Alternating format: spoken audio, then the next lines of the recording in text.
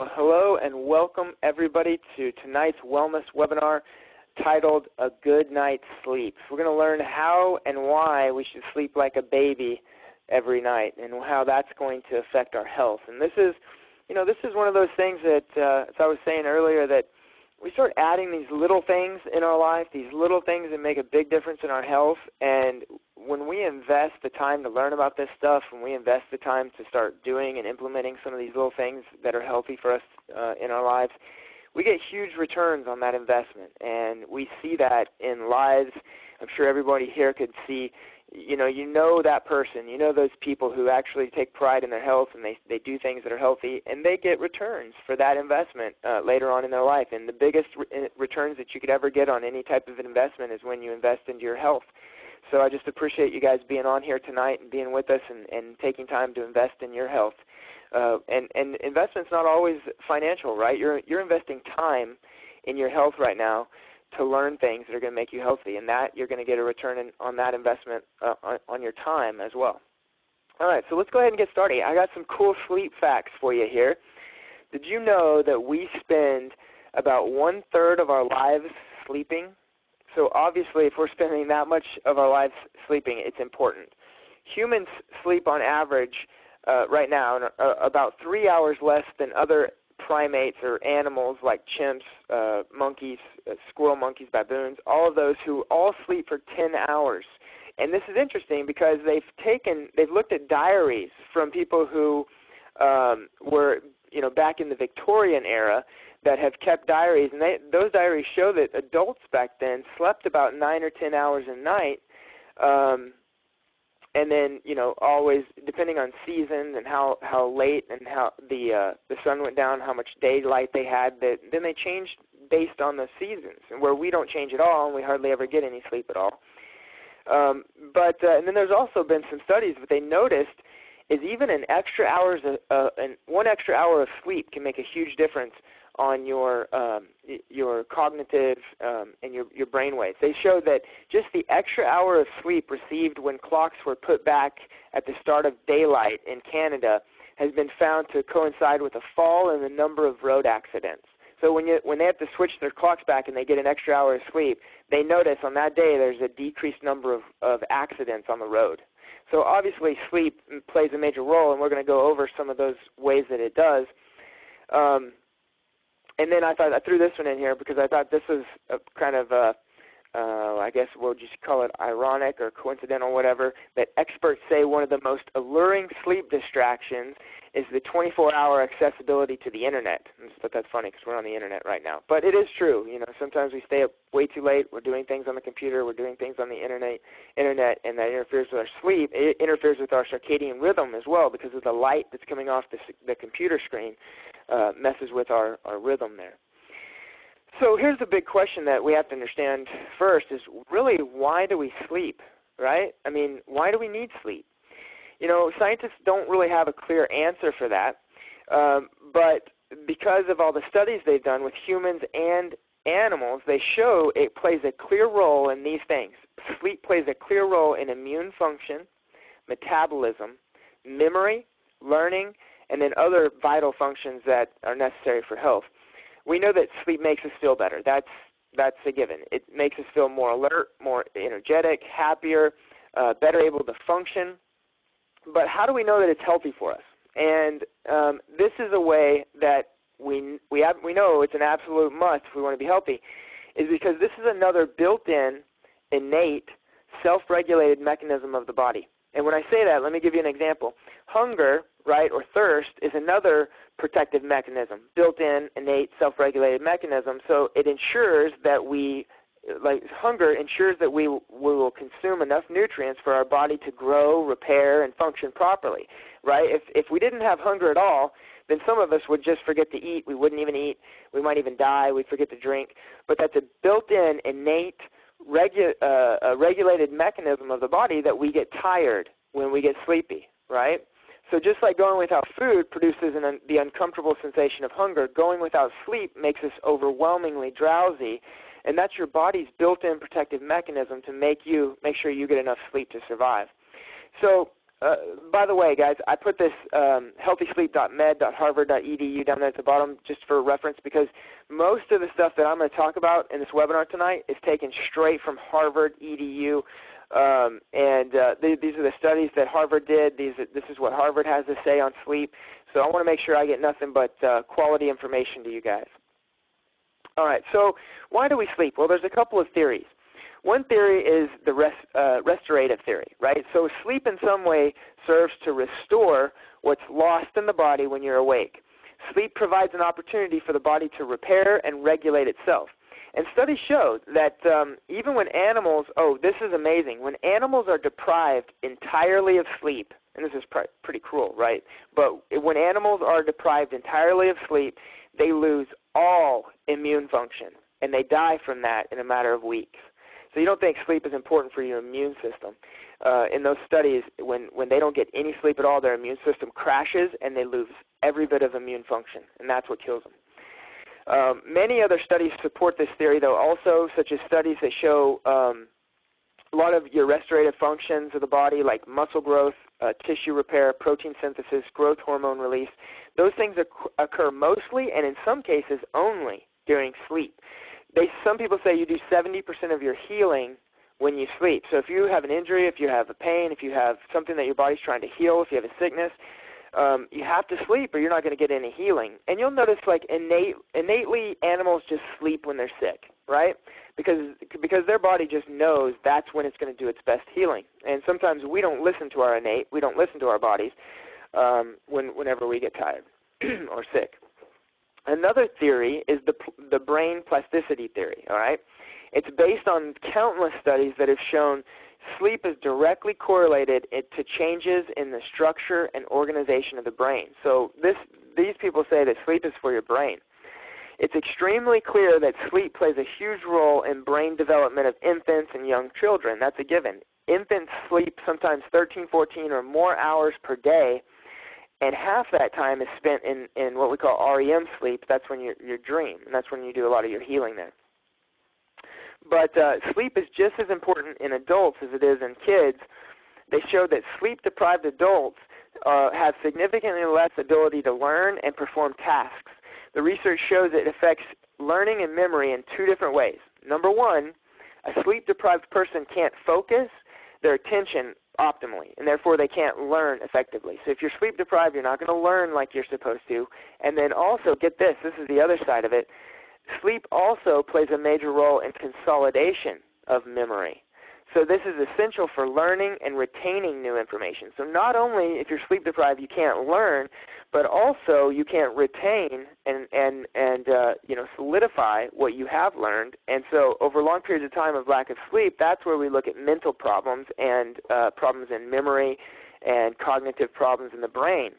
So sleep is highly important for your brain health.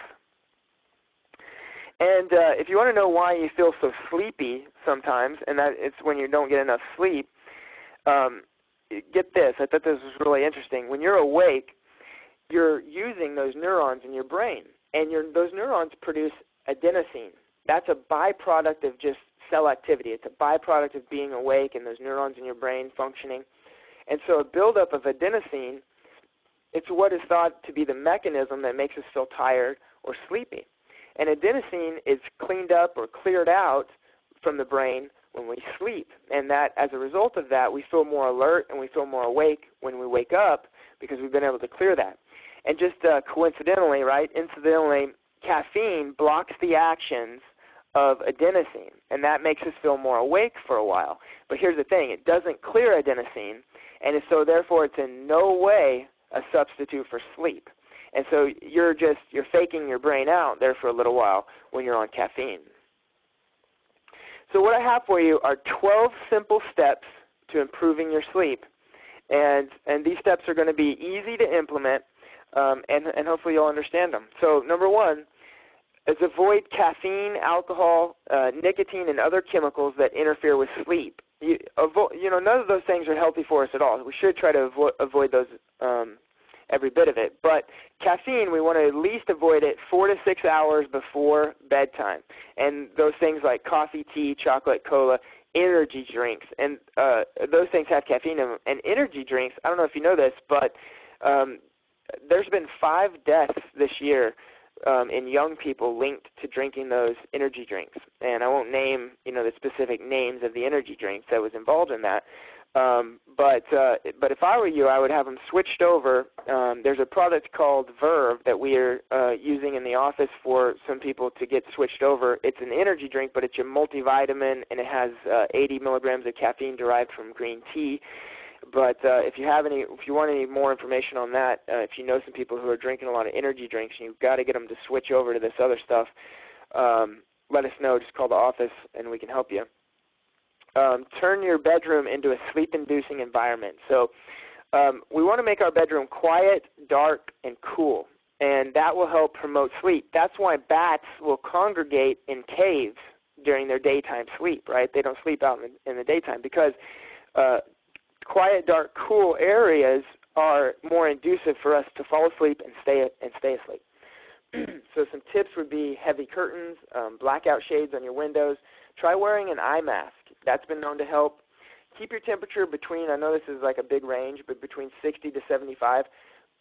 Probably down around 70, 69 or 70 would be a really good temperature to keep it on to help you sleep really well as long as you have blankets and you're good. And make sure you have a comfortable mattress and pillow. The rules for mattresses and pillows, the rules for your mattress is you want it to be firm, but not so firm you can't sleep. So a firmer mattress is going to give you a little bit more structure and help you sleep in a better posture. And then with your pillow, if you're a back sleeper, then you want a flatter pillow, preferably with some neck support. If you're a side sleeper, you want a thicker pillow, one that would try to match that distance between the edge of your shoulder and the side of your face or your ear where you rest. So you want a thicker pillow that will help you keep your head straight while you're laying on your side. You really shouldn't sleep on your stomach at all, but I always tell everybody sleeping on your stomach is better than not sleeping at all because we need our sleep to function and heal. So if you've tried your back, you've tried your side, you absolutely can't get sleep except for on your stomach, then at least try your back and your side first, and then you can move to your stomach to go to sleep. And then the last one is keep pets out of your room at night. This is funny. They've done some different studies where they put video cameras, and you can do this. Put a video camera on you at night, and if you have a cat or a dog, see how many times they mess with you during the night when you don't even remember it when you wake up.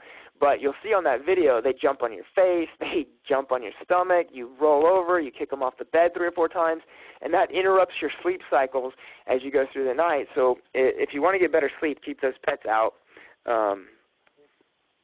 while you're trying to sleep there. So, all right.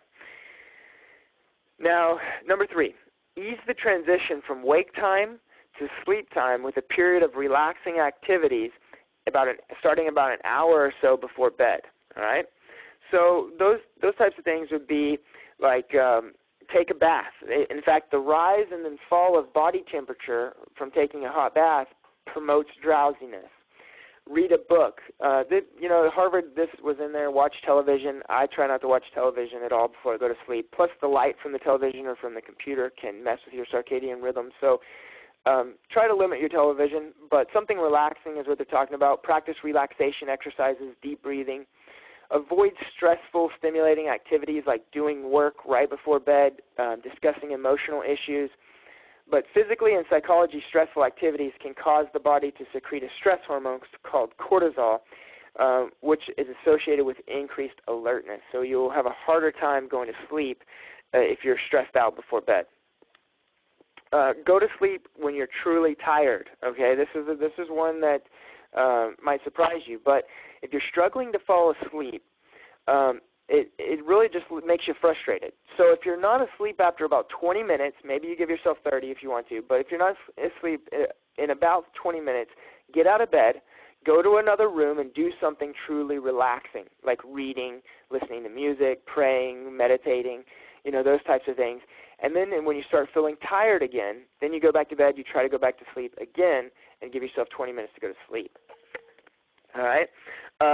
Don't be a nighttime clock watcher. This was one I have to deal with here. So staring at your clock in your bedroom either when you're trying to fall asleep or when you wake up in the middle of the night, can actually increase your stress and cortisol levels. So it makes it harder to fall asleep or fall back asleep. So the best thing to do is really just turn your clock's face away from you. When the alarm goes off, the alarm's going to go off, right? All right. So number 6, use light to your advantage. So you really do have an innate built-in internal clock, and that this natural light keeps your internal clock on a healthy sleep-wake cycle. So let the light, first thing in the morning, let the light in and get in front of it first thing in the morning, and then get out of the office during the day or out of the house during the day and take a sun break and just sit in the sun and let your body kind of see that light and get that light from the day, and it'll start your internal clock moving, and so you'll sleep better at night if you do get some sun during the day.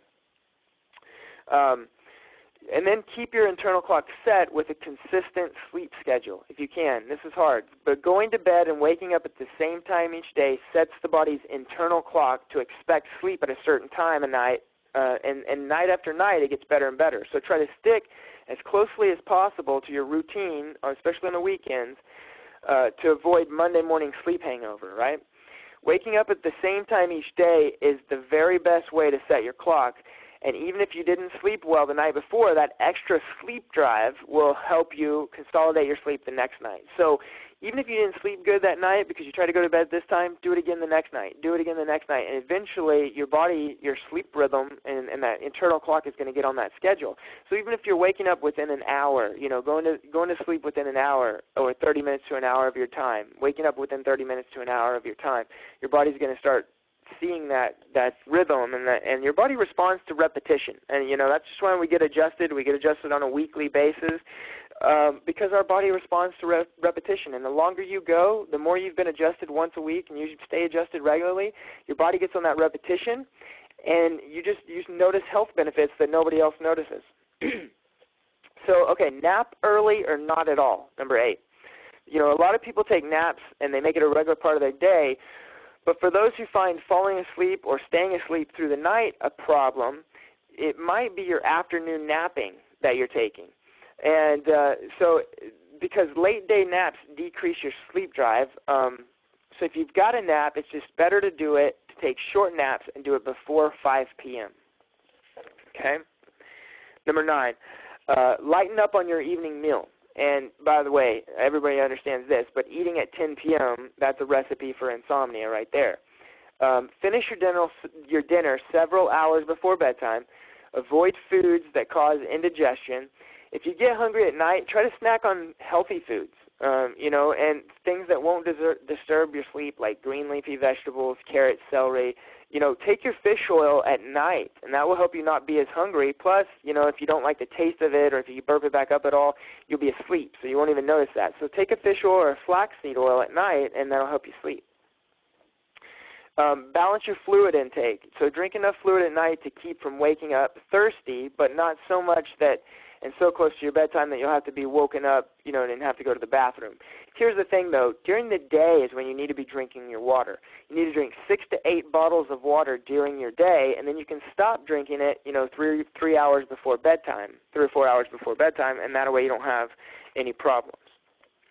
And then exercise early instead of late, right? So your exercise can definitely help you fall asleep faster and sleep more soundly. Exercise is great for helping you sleep, but it's got to be done at the right time, because exercise stimulates the body to secrete a stress hormone called cortisol. Now, I know we normally don't want stress hormones secreted, but that's what exercise is. Exercise actually breaks down the body. It stresses the body just enough that your body has to build back stronger. And every time we exercise, we're breaking the body down a little bit, and we're letting it build up a little bit stronger. And so while you're breaking that body down, it does secrete some stress hormone that can keep you awake and activate alerting mechanisms in the brain. So try to finish exercising at least 3 hours before bed, or maybe work out in the morning, before you go to work or before you start your day. And then number 12, obviously, if you didn't think I was going to put this in here, you're crazy. But getting adjusted, and I mean getting adjusted regularly, can help you more than anything for sleeping through the night, because especially if it's, some type of pain or problem, health problem that's keeping you awake, getting adjusted helps your body regulate itself better. And that's even your nervous system. Your nervous system is what's going on. It's your brain that's controlling sleep and sleep cycles.